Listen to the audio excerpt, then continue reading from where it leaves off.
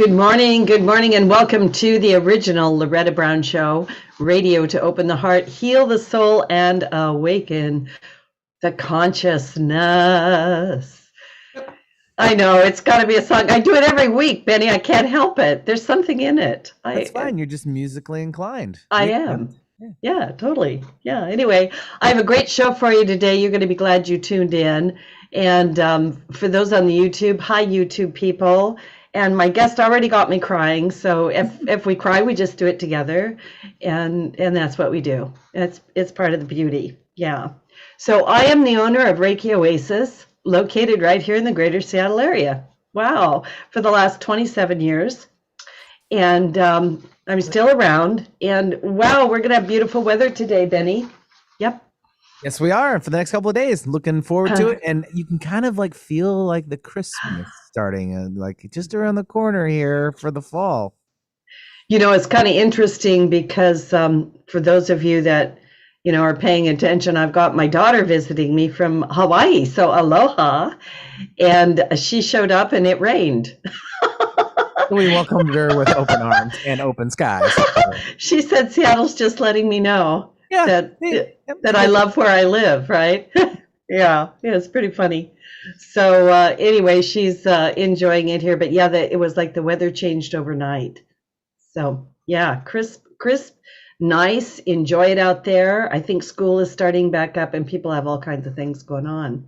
Yes, my boys actually started 5th grade yesterday. They're back in business. They're back in. Yep, the full mask and all that, and they've kind of redone the whole school and looks amazing. And want to give it to those little guys for going back. They really, really needed it, and so do parents. For what we've done all the last year and a half. And your twins are in the 5th grade. Yeah, right. Can you believe that? No, I remember when they were little babies. I know. They're going to be taller than you pretty soon. I hope so. Yeah. I really do. I really, really do. I mean, we're playing basketball right now. We're kind of like learning a little bit just in the street and stuff like that. But I want them to really, challenge me. Yeah. It might be before I know it. Yeah. No, I think that's just great. Yeah. Yeah. I'm so glad to hear that. My son was telling me the other day, he says, if you don't have kids, it's hard to track the passage of time, right? Yeah. And kids help you do that. And of course, we do that too. Sometimes we're like, oh, wow, what happened, right? Like, exactly. Here we are. Yeah. Exactly. And also just one little quick tip, just a reminder, everyone's out on, the roads again for the most part. And, the school buses are in full force, just slow down in neighborhoods, everyone, just because, those little guys are getting to the bus stops and stuff like that. I'm seeing more of it now too. So just a reminder, slow down, be patient. We're all going to get to work into school safely. So let's do that. Yeah. Let's do that. Mm-hmm. And just pay attention to what you're doing and just stay calm. It's all good. Mm-hmm. It's all good. I was out walking with my daughter and we talked to trees. So, don't hold it against us. But we talked to trees. And so she put her hand on a tree and then I put my hand on the tree and the tree said, just exhale, don't worry, everything's all good. And and don't worry, be happy. And I said, do you like reggae? And the tree said, yes, I like reggae music. And my daughter said, Mom, I said, I didn't make that up, really. Yes, I know what I'm playing for our breaks. Okay, there you go. Yeah, so to all the trees out there, thank you very much. And a big thank you. We are a listener-supported show. Thank you to my patrons. You can go to patreon.com/The Loretta Brown Show and become part of that little inner circle. And I keep promising there's going to be new things, but there will be new things. I kind of took a little bit of time off in the summer to rest and renew. Also, you can find everything out about Reiki Oasis at ReikiOasis.com. You can schedule at schedule.ReikiOasis.com. And this coming Sunday, I will not have Sunday meditation with Loretta because I am really on holiday this week, except for my radio show because I couldn't miss it, right? I have to be here for that. So a little astrology check-in, and then I'm going to bring on my guest who I've been looking forward to. I want to say to everybody, welcome to September. It is a month for setting the stage of what's to come. September and the autumn equinox are the midpoints of the astrological wheel, which begins with Aries and ends with Pisces. And we're in September. We're doing Libra. This is the middle. So there is a change in the flow and direction of energy, which is also mirrored in Mother Nature as we enter into fall here in the Northern Hemisphere. And fall is the time of harvest or reaping what we've sown and helping us reach a turning point on the journey of our soul. And if you're in the Southern Hemisphere, of course, you're going into spring, and that's also a time of change and growth and birth. September also brings some powerful numerology as well. It's the 9th month of the year, and 9 months and years can bring death or the end of an old way of being and the birth of something new. And September also brings the final Mercury retrograde of the year on October 7th. Once Mercury enters retrograde, it will give us a total of 6 planets in retrograde. And I'm sorry, that should have been September 7th. I don't know where I was jumping ahead into October for some reason. Must be something coming. So when Mercury goes retrograde, there will be a slowdown effect and may make us feel we have to take a few steps backward before we can move forward. But I want you to remember that this is never bad. Sometimes we have to revisit something. We need to clean it up. Maybe there's something in the closet or up on the top shelf. Just clear it out, clean it up, freshen it up, and that makes room for something new to come in. And that's also an energetic reality. When you empty something out, bring something beautiful in to fill it up. So October is going to be a month of huge cosmic shifts and changes, and it seems that all through September, we will be getting whispers of this energy and indicators that the energy that is being held back now will be released soon, and we will be catapulted forward into the new world we are all helping to create. I also want to mention we have a new moon in Virgo on September 6th, which is Monday. And the Virgo New Moon is a mixed bag of energy. It may stir feelings of adventure and productivity, but it may also see us retreating deeper to uncover or work with some generational or ancestral wounds. A lot of my clients, we've been doing ancestral healing, and it appears to be the time for it.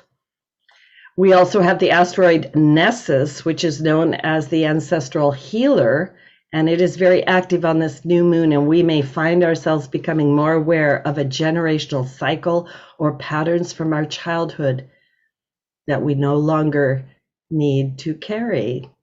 New moons are typically a time of setting intentions and welcoming new beginnings. So if you've been frustrated, anxious, worried, or fearful, I just always want to tell you, hang in there. Kind of exhale a little bit, shift your focus on something that lifts you up, and definitely listen to the rest of my show, because my guest is going to shift you. She's obviously shifting me. She's very energetic. And my guest today is the amazing Jen Ward. She is a dynamic healer, a Reiki master, an ascended master, an executive coach, a group facilitator, and the author of 19 books, 19, including, the SFT Lexicon, Enlightenment Unveiled, and Emerging from the Mist. Jen is at the leading edge of energy work, providing a lovely and loving space for her techniques to be shared with her clients. She enables people to cross the bridge of self-discovery, and her passion is to empower individuals in their own healing journey. She's also a Sangoma. We're going to talk about what that is. And you have to go through a lot of things in order to become a Sangoma. Anyway, thank you for coming to my show, Jen. So much love to you. Thank you. I could hardly get through that. I was like, oh my goodness. Thank you for having me. It's nice to reconnect with you after all these lifetimes. Yeah, thank you. I would love to just talk about that, but we're in a show, obviously. I would love for you to tell people a little bit about yourself and how you became a dynamic healer. And then I have this, I think, is your first version of the SFT Lexicon. You have a second edition out, which sorry, I don't have. But I wanted to show my people on YouTube this is just one of her 19 books. It's just a little easy read, no big deal. And it's fabulous. So please introduce yourself and tell us about you a little bit and how you became a dynamic healer. Well, being a dynamic healer kind of snuck up on me because I just thought I was the youngest of 10 in a very abusive, alcoholic family. And I didn't actually realize how bad the abuse was until hindsight, when really devoid of any kind of love. The mother cursed me at birth, and there was an unwritten law that you didn't give me any love or encouragement or whatever. But it was beautiful for the training of do, which I didn't realize I was always in training for this. So I grew up with a very, very difficult, existence, hand to mouth most of my life and stuff. But I was always in training to do this. And it's like I got a window seat into all the issues that people go through. I got to experience them all. So it's beautiful. So I have a reference. And then years ago, like 13 years ago, I was locked up by this sociopath, starved and tortured nearly to death. And through that process, I went through the enlightenment process, which is a real thing. It's a formula, real thing. And then from that, I came back thinking I was a retarded boy. And I just wanted to sit in front of the TV and eat bonbons and just stuff my face because I was starving. My brain was starving and everything. But the adepts had other plans for me. It was like on a need-to-know basis. So I had these business guys in the family. They set me up a website when I helped one of them in his the worst crisis of his life. And I actually made him cry when he's not a crier and stuff. So they set me up with this Twitter account and they taught me how to tweet. They actually had to teach me how to tweet. And then within a week, I connected with, I don't know if of course, everybody knows Mariel Hemingway. Her and I became friends. I helped her find her lost dog on Twitter. And then she sent a lot of followers my way. And then I just started tweeting out all this uplifting information, all these quotes and stuff. And it just snowballed from there. And then I started to write these posts with this tapping protocol that I've created. The adepts painstakingly taught it to me over years. And each tap is like years of tutelage by the adepts to the whole purpose is to help everyone work out their own individual karma and actually get to the point of awakening or transcending. So it's like really exciting. So that's it. That's the most of it. So wow. There's a lot in that. A lot of the people that I work with are light workers, right? Yeah. And, we've all gone through this childhood difficulties, is what I'll call it, abuse. It's some of it's the worst of the worst, which I heard woven into your story and in such, briefness, because I think that I understand, like you do, that these things we go through have given us this ability to understand, to have the compassion and to see into what it is that's going on. And I often think to myself, a lot of people are out there doing work, and they're doing a good work. But if you haven't been through it and found your way back out to the light, you can't really take people back out to the light. And you definitely, I'm just going to say this, you're the real thing. You are the real thing. And that's the whole purpose. I'm glad you said that. That's the whole purpose of the SFT protocol. All the books that I've written are self-help books. None of them are gratuitous.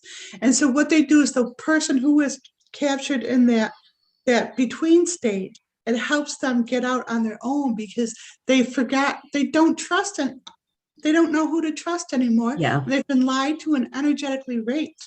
And actually, this is the exciting part. It actually allows the individual to get back their energy that was raped from them and reclaim it and remove all the issues that were stored into them by other people who used them as a dumpster. So it's really kind of simple but profound. That's so powerful what you said, and I just 85 thumbs up on that. Emotionally raped, yes, by people in many ways. I was talking to someone the other day, and she said, Loretta, are there more narcissists and sociopaths now than there used to be, or are we just more aware of it, right? Mm-hmm. And I don't really know how to answer that question, but one thing I do know is that we somehow have given our power away, and like you say, nobody knows what to believe. There's these extremely distinct narratives that are just going like this away from each other. And I've always had this message of let's try to go up here. Let's get a spiritual perspective of this somehow. But I also know that the boots on the ground is that the work that has to be done there. And that's why your SFT technique, I think, is just so important right now. And there's another way that it assists, like people are in them versus us mode, which is a way to like keep us divided and prevent us from awakening. Well, the beauty of the taps is you don't have to know the answer from the physical point of view, from the microcosm. If you know that there's power mongers out there or narcissists, you can do the energetic cleanse for, the narcissists, the power mongers, and let your higher self untangle it for you until you have the discernment to see through the illusion. And to answer that friend's question, I think the illusion is being stripped off a lot of these power factions so that we don't get duped by them again. The beauty of the work I do is I do it like there's a group of goddesses or light workers, and they are doing the task on behalf of humanity. So for the last few years, you can see things that were happening in current events that would have gone the other way, have gone a better way and stuff. And that's why these power factions are so angry, because we're messing with their timeline of being able to continue what they do. And so there's a reaction. They're trying harder and harder to try to pull us down. So it seems like there's more, but it's not. They're just like really ticked off and they're not complacent anymore. But the fact that there's so much chaos and so many people aware of the chaos is actually an upgrade and not a, yeah. Yeah, no, I understand completely what you're saying. Sometimes I tell people, people are like, I want to wake up, I want to be enlightened. And I go, yeah, but then you're just going to be more aware of the darkness and the contrast is going to start to, Well, so the beauty of what I do is like, so the darkness and lightness only exist in the duality worlds. And so the work that we do actually can transcend people into the higher worlds, which is all worlds of pure light. So then from that vantage point, there is no fear of the darkness because they just disperse it with their light and love. Yeah, I love what you just said because, it's easy to use this lingo. Well, we're going from 3D to 5D, but, what does that really mean? And I just love what you just said because if I understood it correctly, 3D, we have this duality and we might have definitions for things in 3D that don't actually exist in 5D. Like we don't have to keep saying that, right? Absolutely. And actually saying it is part of, because the light workers are so empowered and there's more oomph to their energy. So the fact that they're saying things that of the lower worlds is actually entrapping them more instead of just releasing it, if that makes sense. Yeah, no, that totally makes sense. My guidance is always saying, stop watching fear porn, whatever. Fear porn, I love that. Okay, don't watch fear porn. And if it makes you feel really, really awful when you're done watching it, do something else. Go out in nature, sing a song, dance, do something. But if you are like still attracted to watching the fear porn, I love those kind of shows sometimes. I use them for research. So then you have the energetic cleanse you can download from my site. And it's like 25 tabs or so where you can So whatever the button is that's pushing you into fear, you put that in the blank and you do all the taps with that fear, and then you dissipate it. So you get the best of both worlds. You don't have to abstain from the fear. You can enjoy it and then release it. Oh, I love that. Yeah. And I want to go more into that. So you're, just to be clear to the listening audience, you have the SFT, the spiritual freedom technique, and a lot of people do the emotional freedom technique, the EFT, right? Can you talk a little bit about how yours is different than that? Sure. It's I have EFT practitioners who come to me and then they get annoyed because then their practitioner is obsolete and then they want to be SFT facilitators, which is fine. Because so emotional, physical, there's different levels of consciousness: the physical, emotional, past life, the causal or akashic, where the akashic records are stored, the mental, and then there's etheric levels, right? So that the EFT works on the emotional freedom. So it works with the astral body and the physical existence. But mine go up into the past lives, the mental, the etheric. And so it releases all that karma from all those past lifetimes. And it goes beyond the ego. And the ego's not going to like that and stuff.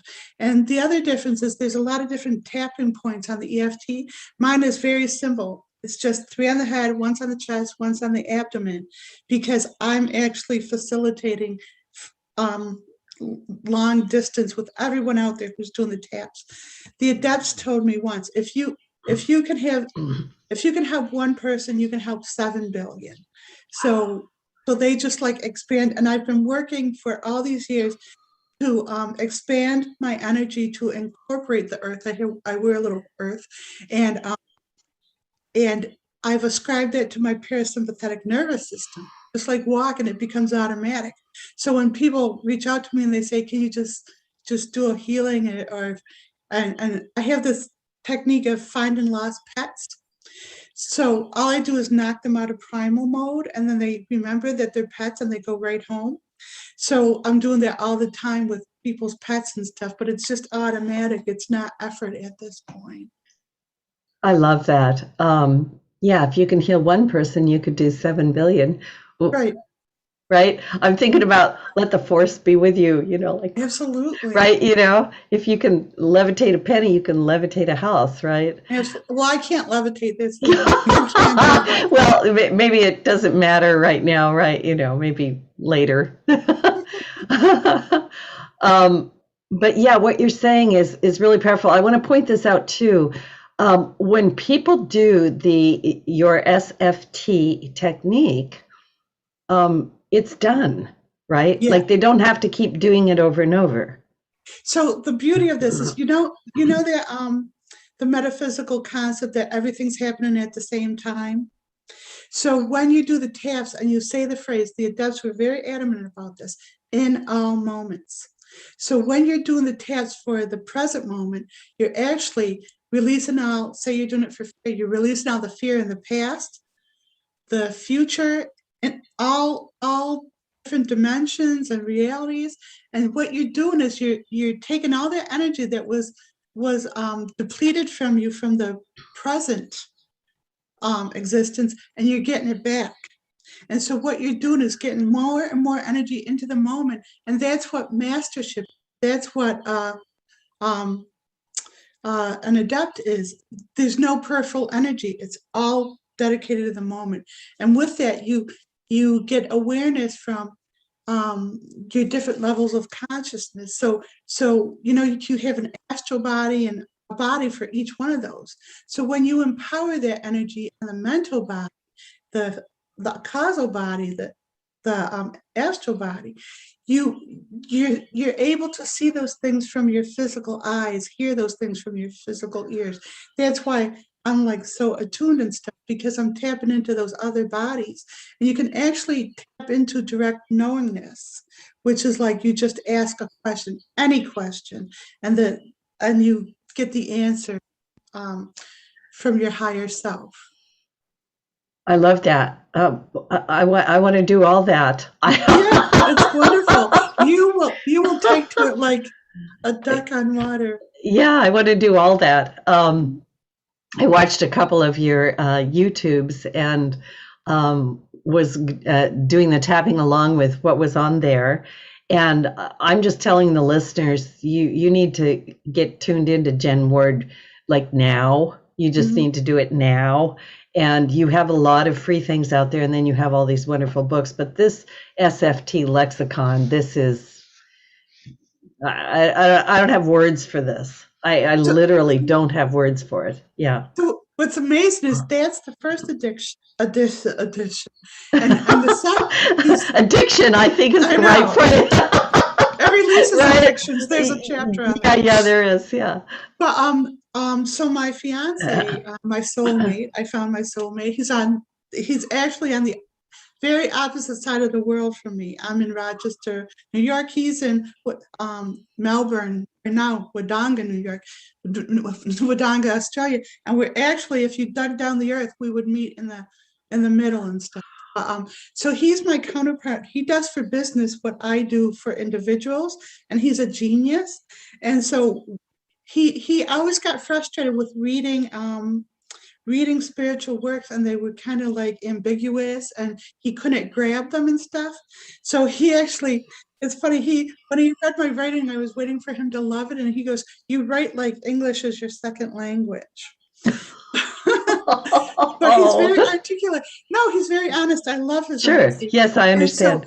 So he's edited the book, he's compiled it, he's made it concise, he's made it mainstream. So what the adepts tell me is this is the Bible for higher consciousness, for the fifth dimension, because a lot of people in the lower worlds are attached to their book, and their book doesn't get them to higher consciousness. This book is their own. If they only had this book and they had no other resources, they could get themselves through enlightenment, through awakening, whatever, just with this book.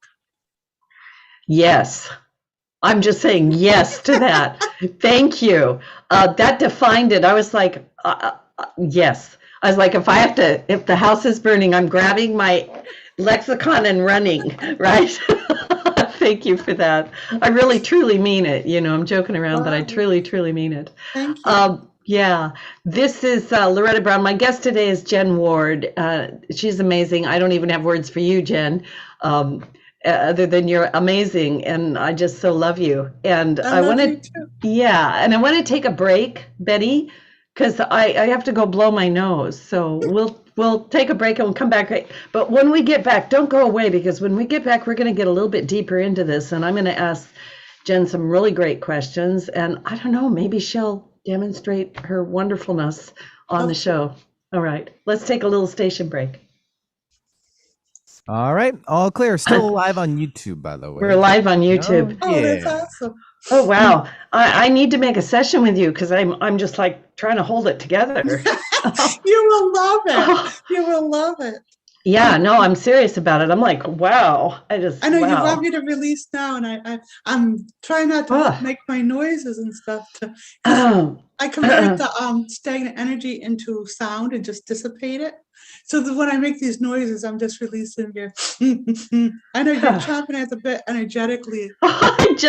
I'm trying to hold it back. I'm like, oh, right. So yeah. Do you mind if I make a little of my noise? I don't mind at all. You get noisy if you need to. You're saying inside, thank God, thank God, thank God, thank God. Yes, this is why you came here. Yes, it's validation for transcendent. And I am working towards world peace. So we are doing that.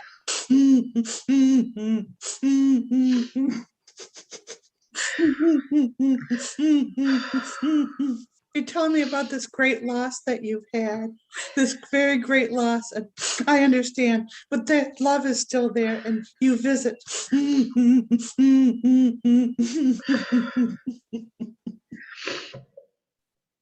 Yeah. You have a dog?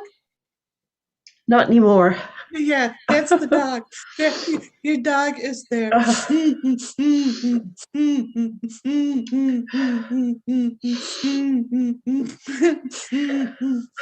ever think of asking him to come back in a puppy body? I didn't think of that. Oh my gosh. Oh my gosh. When they come back in a puppy body, they're so like stubborn and spoiled because they know you so well. It's hysterical. Is that a good thing? It could be. It's adorable, but it's like they know you like the back of the hand and like this little aware puppy. Yeah, they want to come back as a puppy, so put that out there and look. All for right. it. All right. Come back as a puppy. What kind of dog? A mixed breed between, I don't know, Chihuahua and Fox Terrier or something. Yeah, we got to go back on. Ready? Oh, yeah. All right, stand by. Okay.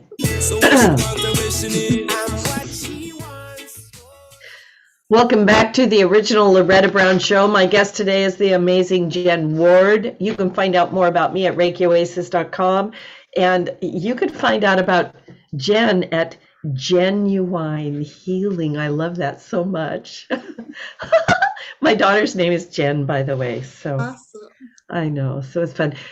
Jen was helping me during the break try to release some of my emotion. And so I'm just going to be emotional and you guys can just go along with me, right? One of the big things I want to point out with Jen's book, the SFT Lexicon and her spiritual freedom technique, is that we are all connected. There's this powerful connection, and Jen has done the work to extend her energy throughout the earth. And so anything that's happening on the show today, if it's touching your heart, it's for you too. So, yeah. Yeah.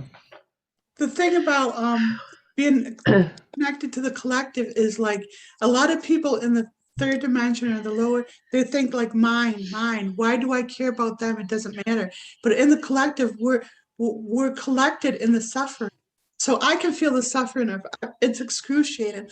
And frankly, I'd rather take the hits than rather I couldn't hurt anybody. So it's much more refreshing for me that I take the hits because I'll be okay. But other people, it's too painful. So all the suffering of animals, all the indifference, all the suffering of different demographics, that goes into the collective. So if people are feeling depressed and don't know why, they have to look at, what's happening in the collective. And the SFT, the SFT lexicon is a great way to release what's going on in the collective. So you can finally get a break from that depression. Yeah. I want to ask you about and point this out to the listeners that Jen Ward is my guest today. She does amazing, very unique work.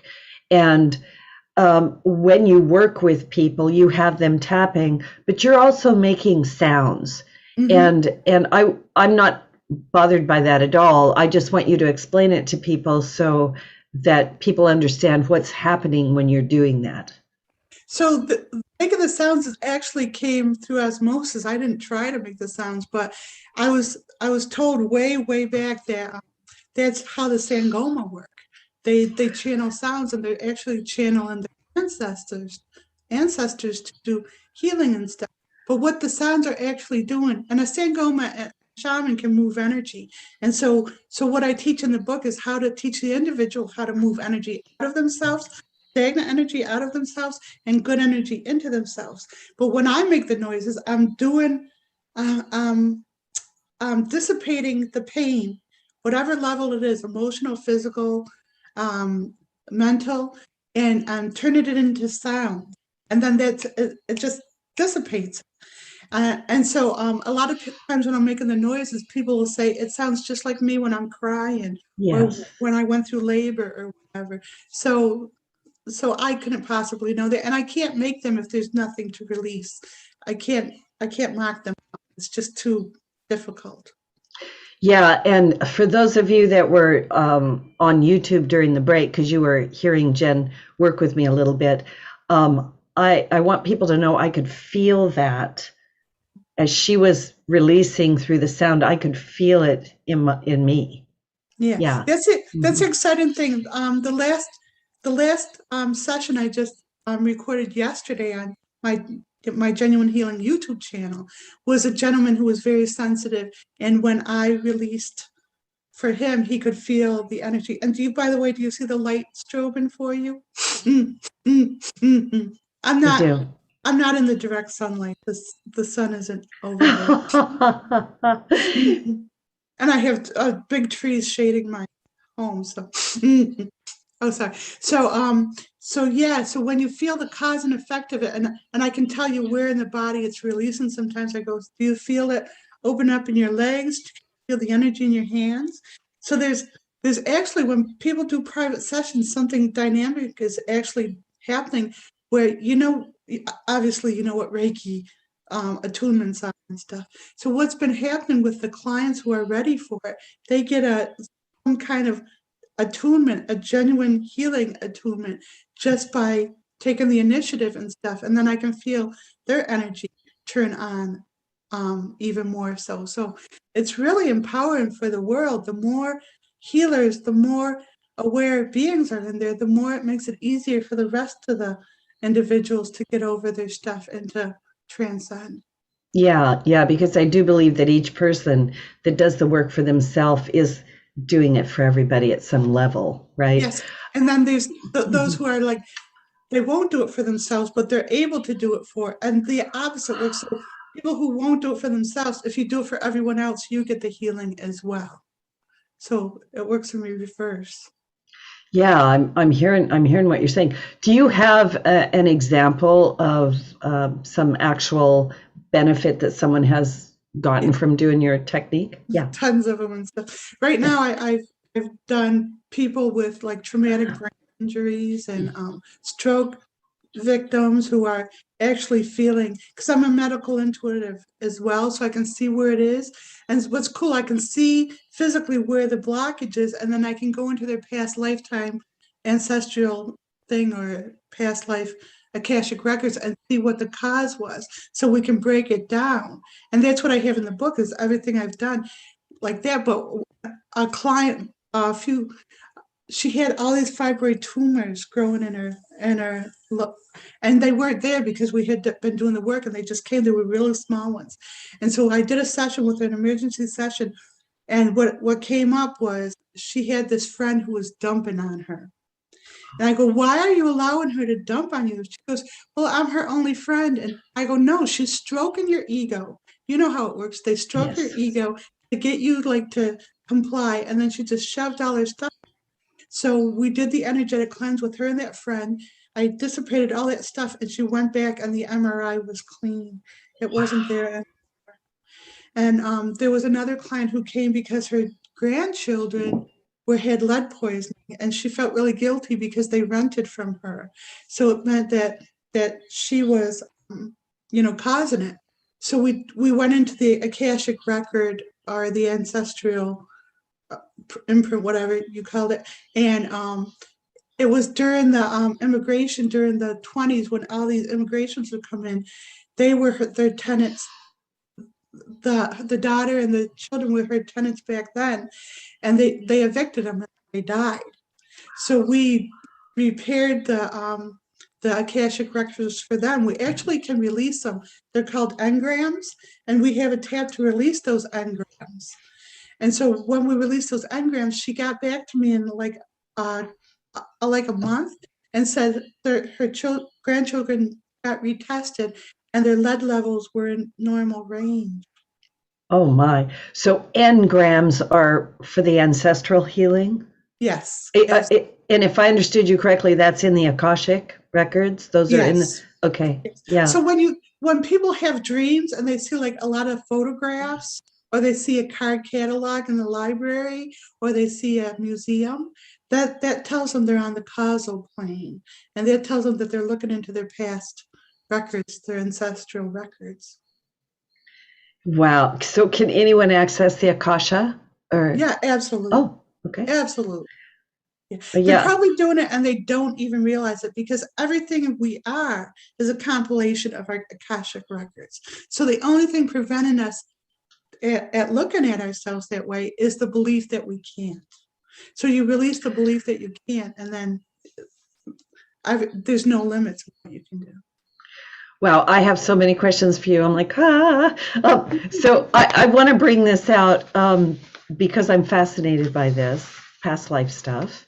Mhm. And can you talk about Madame Blavatsky, who is the founder of Theosophical Society? And I want to show people, there's Madame Blavatsky.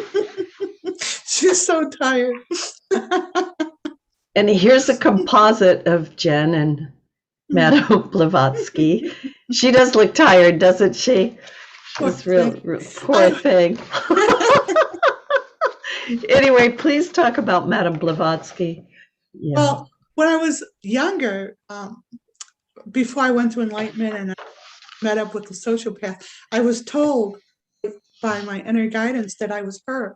I didn't want to believe it because she was so homely. I know. And then years later, I looked just like her. No, you have better hair. You have much better hair. I'm not so tired and stuff. Yeah, you're not quite so tired. Thank you.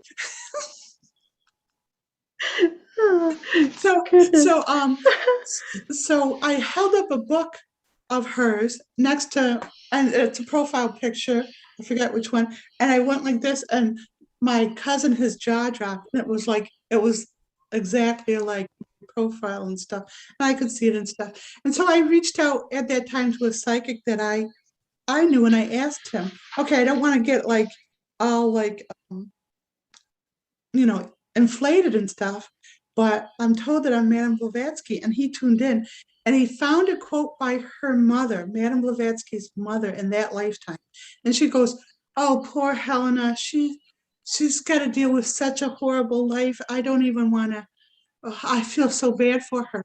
And he thought that was really interesting because he knew my life in this lifetime, how horrific it was.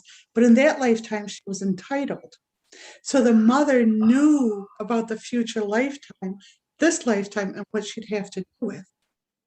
And so in her first edition of Oasis Unveiled, she talked about Rochester, New York, my hometown. She said it's going to be this portal for higher energies flooding into the physical world and stuff.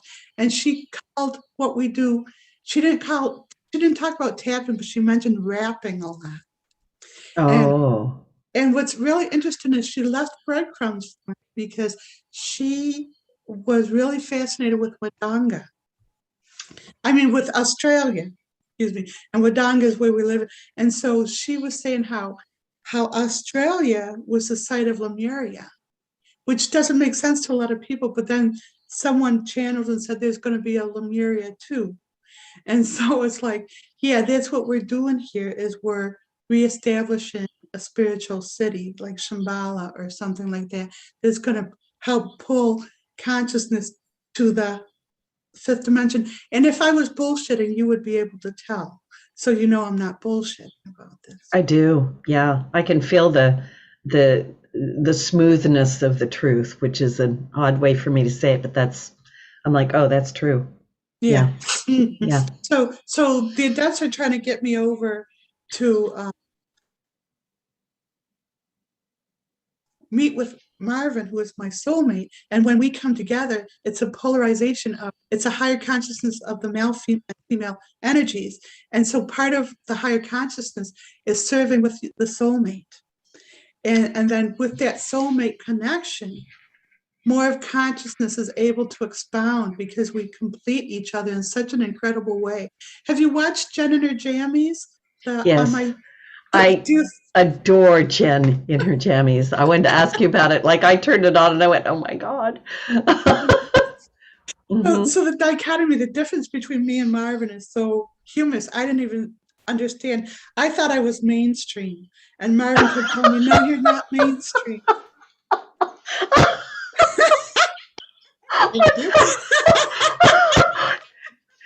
No, you're not mainstream. Well, a girl can wish, can't she? Well, she sure can. So were you trying to hold it back? Is that what you're saying? Like what Loretta does? Or you just anyway, I for the listeners, Jenuine or jammies is well, you tell them, right? You know.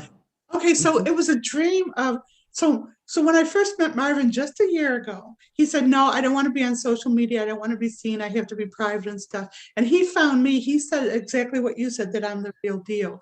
And so he reached out to me for a session, and then we had a session, we started talking and working together. And what he's doing is to transform business from being like self-motivated to serving society for the upliftment of humanity. And so we're working on these things together. So what he is in the world is so dynamic. And if you think I'm anything special, he is my counterpart in business, and I'm so proud of him.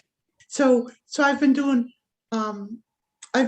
work with him to get him in position to do this global work that we're going to do together.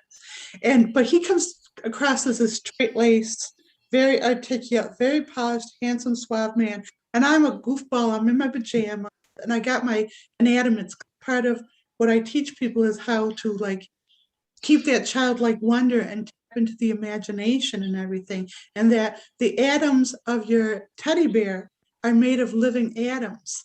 So the soul of your teddy bear is actually real. And so don't take your toys away from your children. Allow them.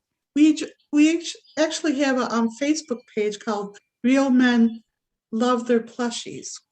And Marvin's there with the teddy bears I sent him. And it's like, we're teaching men to be soft and take back their female qualities and stuff. So Marvin said he would never do this, but then he had a dream of Jenuine or jammies. And it's like, I'm like in my jammies, so I'm like not intimidating with.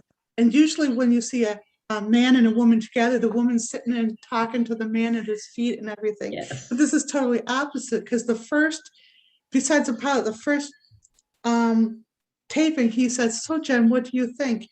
And he doesn't even know that was energy work, just saying to a woman, "What do you think?"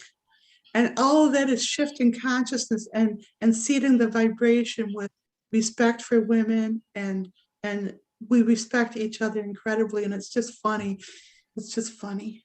It is. It's funny, and I highly recommend Jan in her jammies. It's well worth it every moment. Yeah. I think you guys put something out there about the feminine, but you're kind of alluding to it a little bit here with, soulmate or the masculine and feminine working together in a different way. Well, what's interesting is we're actually doing a workshop in 2 weeks on the 19th of September. And what it's actually doing is it's healing your twin flame and your soulmate wherever they are. So it's shifting from want and need, because a lot of people, when they're in want and need are different latitude and longitudes than have. So if you're wanting something, you can't have it because they're different experiences. So people have to learn how to release wanting and needing so that they can have. So what we do in the workshop is wherever the twin flame is out there, the soulmate is out there. So why not do healing on that person? If they're your counterpart and they're struggling to get to you or whatever, we're going to do work so you can find each other easily. And it's like the ultimate act of altruism, which love is, right? You give everything for love. I would give anything for Marvin, right? And that's the act of true love. And that's what you're doing. You're doing the act of true love before you have the goods. Yeah. Do people find the sign up for that on your website? Where do they find that? Okay. It's all on the same page on the website. It's on the purchase page. But what's really interesting is we also have free tapping sessions for world healing. And those are new, and we do those on Zoom, and I make my noises, and I need to pass out and stuff. So I do the taps. Marvin receives them and taps with everyone else. And we do this for like a whole hour, and you can feel consciousness open up. So everyone's welcome to sign up for that and be a part of that and get a taste of what we're doing here. Well, I highly recommend that. I started watching that last night and then fell asleep. I'll be honest with you because I was tired. But I highly recommend we do that. You know, we need world peace and we need all kinds of goodness. And yeah, if we can contribute to that, why not? Yeah. So what's interesting is you hear people say, "Oh, we'll never have world peace" or whatever. Why are they arguing for something? Why don't they encourage that?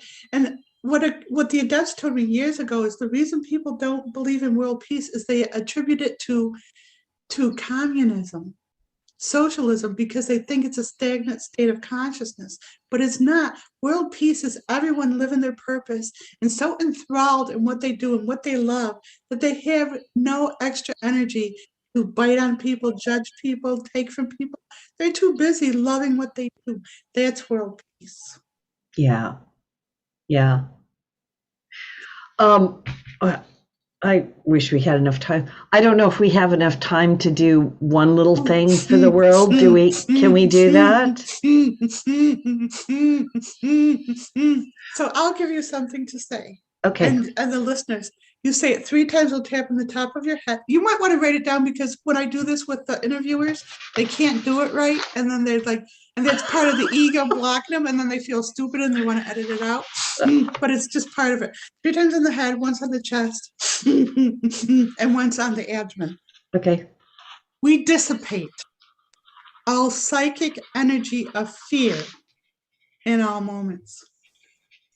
Now we're doing this for the whole world, so you guys who are sensitive out there will feel this. And I'm going to make my noises because we're actually dissipating this. We dissipate all psychic energy of fear in all moments. Yeah, and make sure you pause before in all moments because that's when I pull the energy out. Okay. And see if you feel this with me, okay? We dissipate all psychic energy of fear in all moments. We dissipate all psychic energy of fear in all moments. We dissipate all psychic energy of fear in all moments. We dissipate all psychic energy of fear in all moments. We dissipate all psychic energy of fear in all moments. Can we do one more? We remove the cocoon of fear in all moments. Like butterflies, we're going to remove the cocoon or sarcophagus of fear. But say cocoon is easier. We remove the cocoon of fear? Mm-hmm. Okay, here we go. In all moments. In all moments, okay. We remove the cocoon of fear in all moments. We remove the cocoon of fear in all moments. We remove the cocoon of fear in all moments.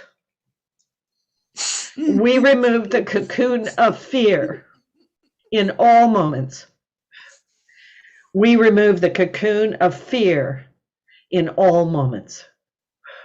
So people are feeling vulnerable. If you could do one more, we want to like make them feel good instead of like feeling vulnerable. We are centered and empowered in divine love in all moments. We are centered and empowered in divine love in all moments. Okay. We are centered and empowered in divine love in all moments. We are centered and empowered in divine love in all moments. We are centered and empowered in divine love in all moments. We are centered and empowered in divine love in all moments. We are centered and empowered in divine love in all moments. Wow. Thank you. Thank you. Your light lit up too in the background too. It's flipping around. Thank you. I feel that so powerfully. We are out of time, which is ridiculous. And thank you to my wonderful guest, Jen Ward. Wow, the SFT lexicon. And do go to genuinehealing.com and let's tap our way into a beautiful world, Jen. Why not? Absolutely. That's what I'm here for. Thank you. Thank you so much. I'm going to make an appointment. You'll love it. It'll be awesome. Thank you so much to everybody. Thank you. Have a wonderful, wonderful week. And wow, under the power of this new moon, let's do it. Thank you so much. Thank you, Benny. Bye, everybody. All right, all clear.